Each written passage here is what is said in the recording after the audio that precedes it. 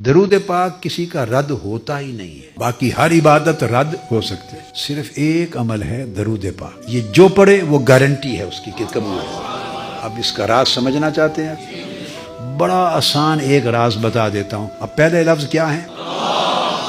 सल्ले अला सैयदना व मौलाना मोहम्मद। ये दरूद पाक शुरू होता है कि ए अल्लाह तू हमारे आका व मौला हजरत मोहम्मद पे दरूद पढ़। आप ये नहीं कहते कि मैं दरूद पढ़ता हूँ। नमाज में कहते हैं ए अल्लाह हम तेरी इबादत करते हैं, वहां हम हैं। मगर दरूद पाक में अल्लाह पाक ने आपको, मैं को, हमको, तुमको, सारों को निकाल दिया।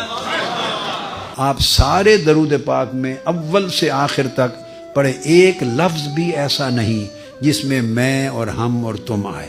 तो ये जो अमल रद्द होते हैं वो रद्द ही मैं की वजह से होते हैं।